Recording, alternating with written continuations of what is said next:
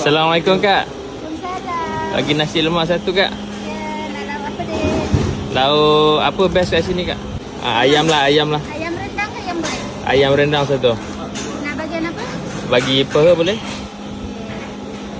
Lepas tu bilis kacang lebih Kak Okey. Bilis kacang lebih. Sambal sikit. Sambal? Sambal lebih ke biasa? Lebih. Lepas tu telur satu. Telur satu biji. Bagi ayam goreng satu Kak. Masuk sini. Masuk je.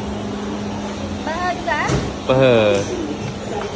Lepas tu ni apa petai? Ya. Boleh petai? Oh jauh. Okey, tengok sikit. Sudah. Tengok sikit Kak. Ni harga berapa ni Kak? Harga ni 15, 20. 20. Dua ayam. Dua ayam, petai, telur satu biji. Alright. Bihun siam satu Kak. Bihun siam berapa ringgit Kak? Bihun siam RM3. Boleh lah. Lepas tu lauk bagi rendang daging. Rendang daging. Dan daging. Telur mata satu lah Kak. Timun dengan sambal yang letak. Sambal mau? Sambal boleh?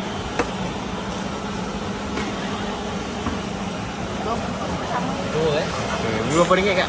Ini 9. 9. Alright.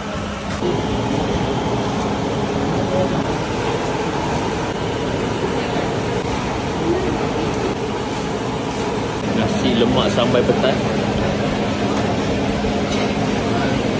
Best kat sini yang goreng berempah dia, goreng panas-panas. Nasi lemak sambal petai dia sudah. Ayam goreng dia garlic, sambal dia pedas. Sini ada lauk apa bang?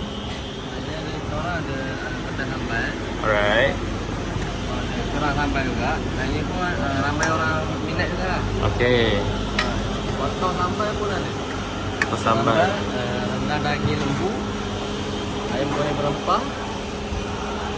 Kita ada rendang ayam. Lepas tu kita ada mi goreng, bihun siam dan telur goreng. Okay. Orang tutup hari Isnin saja. Kalau hari lain kami buka start daripada pukul 5 sampai habis. Kalau kedai dia dah lama dah. Lebih 20 tahun ni. Lebih 20 tahun dah. Location. Location SS2 Morning Market.